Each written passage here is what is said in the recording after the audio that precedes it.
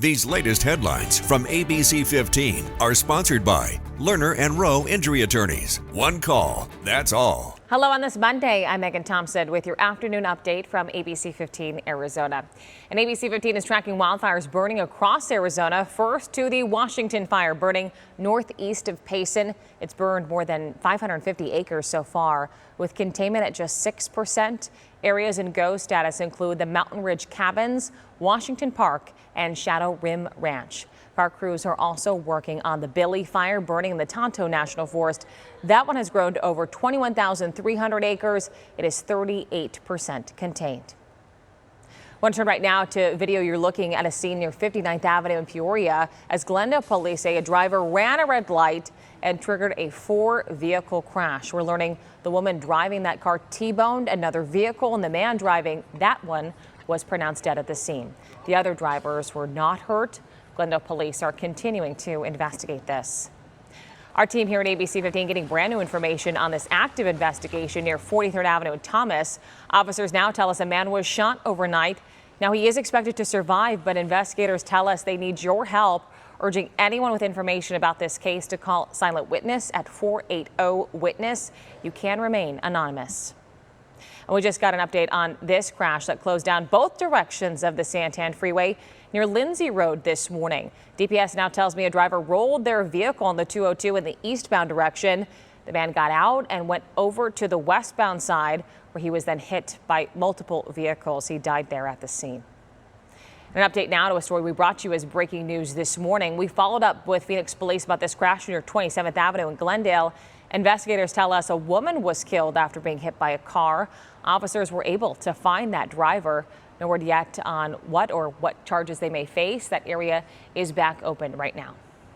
Advocates for Arizona wildlife are finishing up their busy season because while the extreme heat impacts all of us humans, it also brings thousands of native birds, reptiles, and mammals to Liberty Wildlife. ABC15's Jordan Bonke shows us how these animal caretakers balance education and conservation. Dehydrated, malnutrition. Benji the raccoon was sold for $100 by someone homeless before he was brought here with heat-related illness. Jose the Chuckwalla got too comfortable at the bar at Don Gringo's Mexican restaurant in Mesa. He now spends his golden years amid other reptiles. And Lizzie the great horned owl was brought in as a baby but now lives the life of a showgirl because she's imprinted.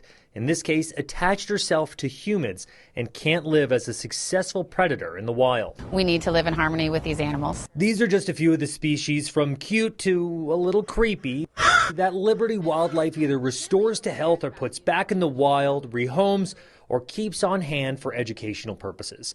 Educational coordinator Laura Hackett says they take in 10,000 animals every year, many of them during their summer busy season. Most of them are all human involved. So things like animals getting caught in fishing line or soccer nets, getting hit by cars. Usually it has something to do with how we've impacted their lives. This time of year, it's common for wildlife to be treated for heat-related illness. But a bigger issue for Liberty Wildlife is bird flu. Laura says it's killed nearly 20% of the California condor population, commonly found near the Grand Canyon.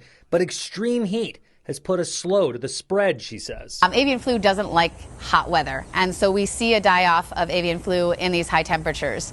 And so it's kind of gotten into the community now, into the wildlife, that we're not seeing it at such high numbers now, so there might be an immunity forming. If you encounter wildlife struggling from a human-made issue but aren't sure if you should approach it, Laura says you can call their hotline anytime from 8 a.m. to 8 p.m. to walk you through what to do. Consider it a call of the wild.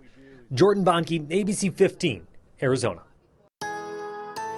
Tracking your most accurate forecast on this Monday, I'm meteorologist Jorge Torres. More extreme heat in the forecast later this week. Today, not there yet, but we'll be close here in the afternoon. Starting off with temperatures in the upper 80s in the morning under mostly clear skies. Maybe a few sprinkles for some of you, and mainly parts of Gila and Pinal counties, not so much in the valley. 101 at midday and 108 for the forecast this afternoon, which is 3 degrees above normal for this time of year. Northern Arizona, high staying in the 80s in Flagstaff and the south rim of the Grand Canyon. 91 in Window Rock, 98 there in Globe, and 100 in the Old Pueblo, and 110 as you head toward areas like La Paz County. Extreme heat expected to return, though, later this week. Close tomorrow with a high of 109, then 111 by Wednesday, with those extreme heat watches in the valley taking effect Wednesday and lasting through Friday. Your 7-day forecast showing temperatures as hot as 112 on Thursday, but storm chances picking up later this week and this weekend, too. Same in the high country, as high as 70% on Saturday, with highs in the 80s and lows in the 50s.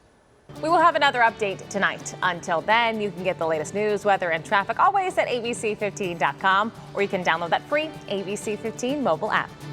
These latest headlines from ABC 15 are sponsored by Lerner and Rowe Injury Attorneys. One call, that's all.